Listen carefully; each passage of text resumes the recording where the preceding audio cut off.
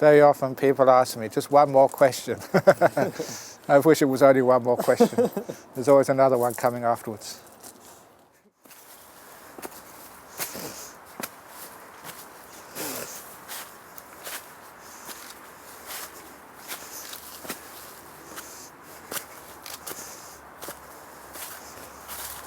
Get enough good shots, or should I go down and come up again? It's okay. Okay. Okay, so Here we go. this section of Life with Ajahn Brahm is about Australia. Aha. Okay. What were some of the biggest challenges you faced while bringing Buddhism to Australia?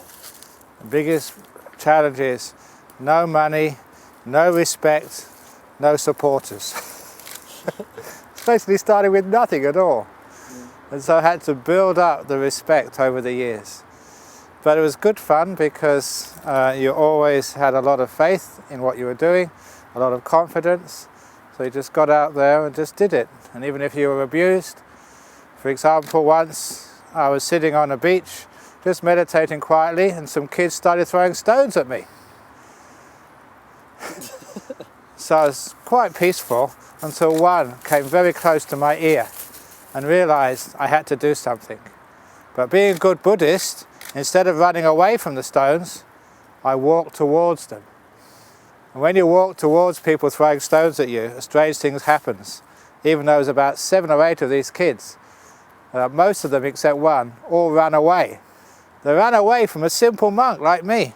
They were scared, simply because I wasn't scared. And of course, I went up to one of the guys and said, "What are you throwing stones at me for?" And they thought I was a follower of Rajneesh, Bhagawan.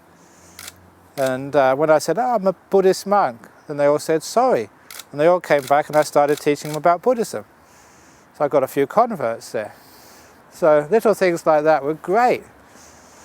But sometimes you get into difficult situations in places like Australia. And for example, actually on that same beach, I would go there. It's the town of Bunbury to the south of Perth.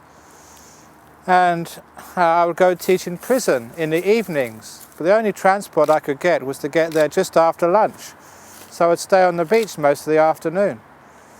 And just meditating. It was a very quiet place. And so one afternoon, I sat on the beach and closed my eyes and meditated for a couple of hours. And I never realized what had happened. The local school had the last exam of the year for the school leavers. And obviously, if it's your last exam of your whole school year, afterwards, everyone celebrates. The boys and girls had got into their bathers and bikinis and wanted to play by the beach. And 2 of the girls, these gorgeous blonde and a brunette, in their bikinis, were so interested in who I was that one sat on my left-hand side, another on my right-hand side. And when I came out of meditation, I realized something was strange. I looked to my left and saw this beautiful blonde in a bikini, about 17 years of age, sitting on one side of me, and this beautiful brunette in a bikini sitting on my other side. And I thought, oh my God, if someone took a picture of me now, I would never be able to explain this. It was quite innocent. They wanted to know about Buddhism. And so they were sitting patiently next to me, waiting for me to come out of meditation to ask the questions. So I answered the questions as quickly as I could and ran away in case someone spotted me. Because how could you explain that to people? 2 beautiful girls on either arm on the beach. So I had lots of good fun in Australia with many, many stories about how you took a culture and actually managed to join it in with Australian culture, to gain respect of people and to gain their acceptance. And over the 25 years I've been in Australia, it's amazing the acceptance you have now amongst everybody. Even at the airport, people know you and they ask, "Oh, Abbott, where are you going today?" "I'm going to Frankfurt." "Oh, best of luck. When are you coming back?" So people recognize you and know you, which means that you have the respect of so many people. Even gaining respect amongst the Christian community was being highly successful. In, I think, 2001 or 2, the local Anglican cathedral invited me to give the sermon on a Sunday Eucharist.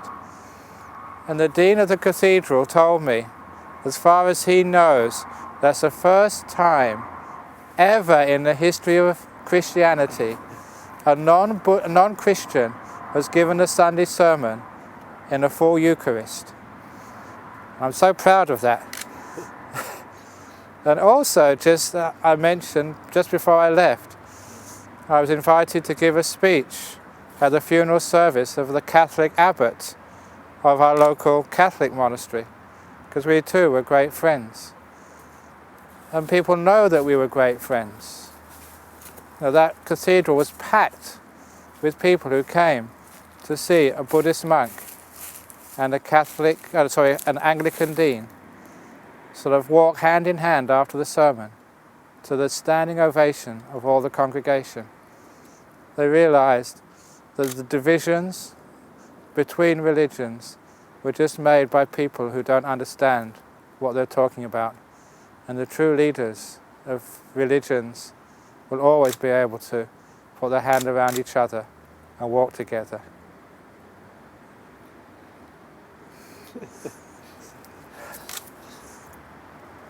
What skillful means do you use to get Buddhism rooted in Australia? What skillful means? First of all, you understand the human character and nature. People like fun. They like sort of to laugh. But they also want some deep teachings as well. Not teachings from the books which were written in Pali or Sanskrit or Vietnamese.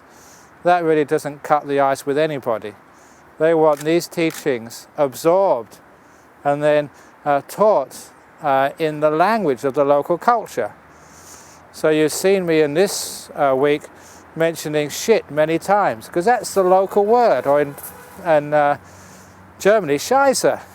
So use the language which everybody uses, and then you can relate with them. And use stories about your life.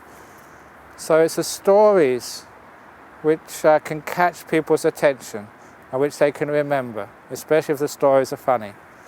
Remember, we live in a world now of infotainment.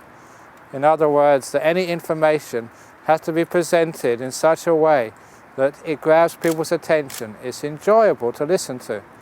Because remember, a temple, when it gives a talk, is competing with the TV, with the theatre, with the movies.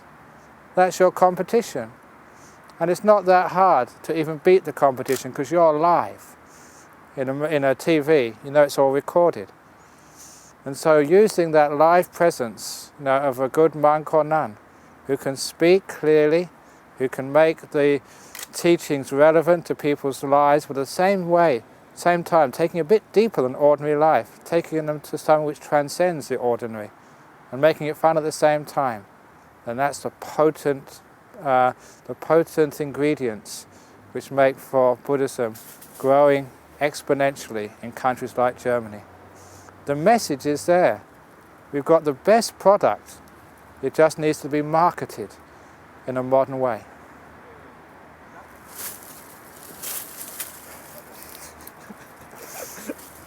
You're having fun with this. Very good.